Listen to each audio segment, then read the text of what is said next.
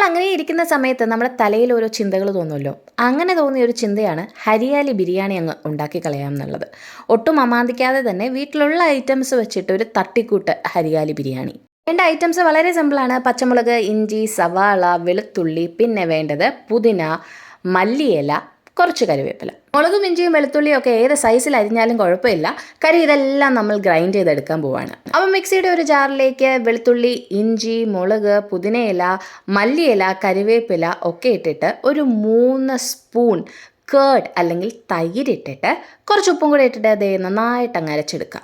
എന്നിട്ട് കഴുകി വൃത്തിയാക്കി വെച്ചേക്കുന്ന ചിക്കൻ കുട്ടൻ ഇങ്ങനെ ചെറുതായിട്ട് വരഞ്ഞു കൊടുക്കുക.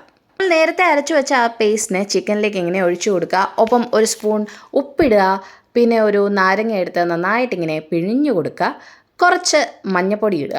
എന്നിട്ട് നന്നായിട്ട് അങ്ങ് മിക്സ് ചെയ്ത് കൊടുക്കുക. ടേബിൾ സ്പൂൺ കണക്കൊന്നും ഞാൻ പറയുന്നില്ല, കാരണം ഞാൻ തന്നെ ഇടുന്നത് കാരണവന്മാർ മേളിൽ നിന്ന് പറയുന്നത് ബേസ് ചെയ്തിട്ടാണ്. കുക്കർ എടുത്ത് വെച്ച് അങ്ങ് കത്തിക്കുക. അതിൻ്റെ ഒപ്പം ഒരു സ്പൂൺ നെയ്യ് അങ്ങിട്ട് കൊടുക്കുക. ബിരിയാണിയിലൊക്കെ സാധാരണ കാണുന്ന കുറേ ഇലയും കമ്പും ഒക്കെ ഉണ്ടല്ലോ, അതിനെയൊക്കെ അങ്ങ് എടുത്തിട്ട് കൊടുക്കുക.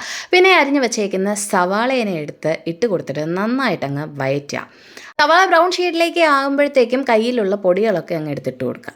എന്ന് പറയുമ്പോൾ മല്ലിപ്പൊടി, മഞ്ഞൾപ്പൊടി, ഗരം മസാലപ്പൊടി, മുളക് പൊടി ഇത്യാദി പൊടികളാട്ടോ. സെറ്റായി വരുമ്പോഴത്തേക്കും നമ്മൾ നേരത്തെ മാറ്റി വെച്ചിട്ടുണ്ടായിരുന്ന ചിക്കനും ആ പേസ്റ്റും ഈ മിക്സിലേക്ക് ഇട്ട് കൊടുക്കുക. ഞാൻ എക്സ്ട്രാ വെള്ളമൊന്നും ഒഴിച്ചിട്ടില്ല. ചിക്കനെ വേവാനായിട്ട് വെക്കുക. ഒരു 3 തൊട്ട് 4 വിസിൽ വരെ മതി കേട്ടോ. കുക്ക് ചെയ്യുന്നതിന് മുന്നേ തന്നെ ചിക്കനെ നല്ല രീതിയിൽ മാരിനേറ്റ് ചെയ്ത് കുറേ നേരം സെറ്റായി വെച്ച് കഴിഞ്ഞാൽ കുറേ കൂടി പെട്ടെന്ന് വെന്ത് കിട്ടും കേട്ടോ. അതുപോലെ തന്നെ ബിരിയാണിക്ക് വേണ്ട റൈസ് നന്നായിട്ട് കഴുകി കുതിർത്ത് മാറ്റി വെച്ചേക്കാം.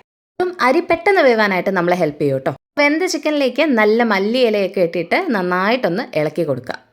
ടേസ്റ്റ് നോക്കിയിട്ട് ആവശ്യത്തിന് ഉപ്പ് എരിവൊക്കെ ഉണ്ടോ എന്ന് നോക്കുക. ഇല്ലാന്നുണ്ടെങ്കിൽ അതെല്ലാം കുറച്ചുകൂടി ഇട്ട് കൊടുക്കുക. നേരത്തെ കുതിർത്ത് വെച്ചിരുന്ന അരി നമുക്ക് കുക്കറിലേക്ക് ഇടാം.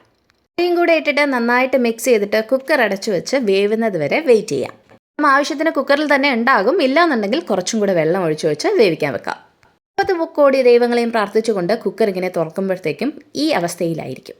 നന്നായിട്ട് കുഴഞ്ഞ നല്ല ഹരിയാലി ബിരിയാണി.